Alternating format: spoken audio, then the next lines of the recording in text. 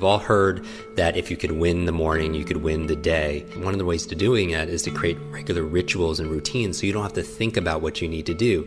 And if you could set up routines and habits, especially early in the day, you could benefit from this science and momentum and create positive momentum as opposed to being reactive, like how a lot of people do. They pick up their phone the first thing and they start reacting and driving distraction and reaction as opposed to proactively spending time with self-care and self-love and having a vision and a direction for your day. So let's get into it.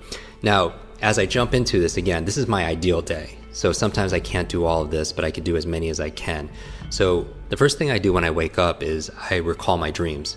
When you're dreaming is that you're actually processing and integrating and working on solutions, your subconscious mind, to the things that you're focusing on during the daytime, but most people forget their dreams. After that, I get out of bed and I make the bed, okay? And now this is something that is obvious that most of you do, but if you don't do it, take 2 minutes and make your bed, because that's a success habit, right? If we're talking about positive momentum, the science of momentum, getting things done, checking things off, doing it with excellence, then make your bed. It's worth the 1 or 2 minutes, because again, how you do anything is how you do everything.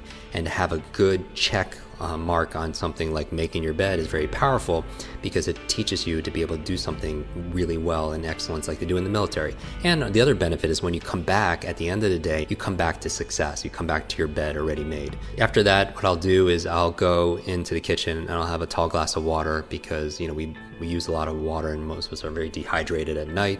I'll take my supplements there. I take my probiotics, which is the big one, because your gut is your second brain. We talk about quick brain, being your brain in your head, but you also have incredible amount of nerve cells in your gut.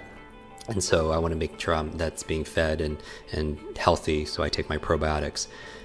Then what I do is I do my breathing, right? I'm thinking about the things I'm focusing on here. I'm thinking about excellence. I'm thinking about hydration. I'm thinking about oxygen. Whatever your breathing technique is, I focus on breathing. So whether it's box breathing or alpha breathing, whether it's Wim Hof's method, I do a breathing technique because I want to fully oxygenate my body and my brain, which is obviously part of my body also as well. And maybe we could do another episode dedicated towards that. I do my meditation in the morning and also later in the afternoon or evening, sometimes before I go to bed, but I always do an early morning meditation. I do it for about 20 minutes. Mindfulness is so important. So I want to have a clear mind as I enter the day. And so meditation puts me in that space. 15, 20 minutes. Some of you use Headspace app. Some of you use the Muse device, use some kind of technology. I meditate then.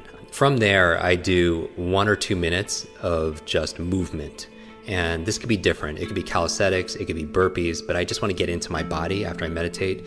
And so I move my body pretty intensely for a couple minutes. And if I'm in a hotel room, maybe I'm just doing jumping jacks, but I'm doing crunches for 2 minutes straight. I'm just waking my body. That is not my exercise for the day. It's just for me to get my heart rate beating and getting some movement in my body. From there, I take a shower, and it's cold shower. And I do believe in cold therapy. It works for me. It helps me to reset my nervous system. Ice baths are very powerful because it helps, like if you hit your knee, you put ice on it to reduce swelling and inflammation.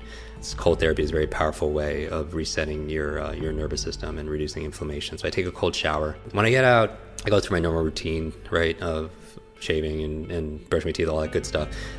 Then I make a tea, and my favorite tea is like a brain tea. It's a combination of gotu kola, ginkgo, lion's mane, some MCT oil, and some other gems. As I go through it, I sip my tea, and that's where I write my journal. And I'm a big believer in journaling. I've been doing it since I've been in college, and I feel like some of the most amazing thinkers of our time and in history, they journal and they keep diaries. I mean, you think about Edison, Einstein, Da Vinci. I mean, their journals are priceless, right? From there, right from journaling, since I'm writing, and I like writing. There's a lot of studies saying that handwriting is better than actually typing. Then, since I'm writing already, I'm going to my to-do list. And we all have most of us have an ongoing to-do list of things that we need to get done.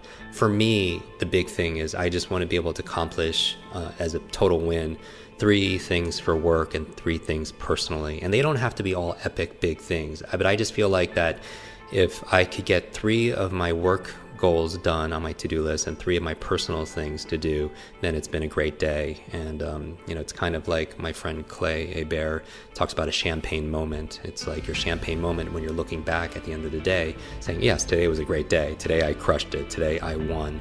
And in addition to my to-do list, I also have a to feel list, because I feel like a lot of our who we are is our states and emotions, and I think I don't want it to be just where I happen to feel a certain way by accident. It's by its design. It's the metaphor I always talk about, the difference between a thermometer and a thermostat. A thermometer reacts to the environment, and I feel like sometimes if I act like a thermometer, I'm just going to react to everything that's going on in my world, and I just might have some good positive states, as opposed to being a thermostat where I set in advance a standard, a goal, for my to feel list, certain feelings I want to feel throughout the day, so I could design it that way. To feel love, to feel curious, to feel bewilderment, right? Connection, gratitude.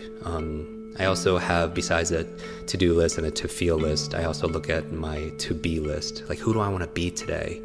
And, do I want to be a good partner? Do I want to be a good friend and a good leader, a good teacher, a good coach? I feel into what I want to be that day. Because it's not just about, it's kind of cliche, but there's a truth to it. We're not human doings, right? We're human beings. So who do I want to be today? From there, if I have time, and I'll make time for the things that are most important, is I read. I read for about 20, 30 minutes. So after I do my reading, then I go and I make my brain smoothie, brain berries, which are your blueberries and avocado and your leafy vegetables, and water and everything. And when I'm done with that smoothie, I go through my brain training. And I like to do it in the morning because I want to jumpstart my brain, my mind, if you will, and also my body. And that's the goal for me, that focusing in the morning. So after I do certain brain trainings, then I really start my day.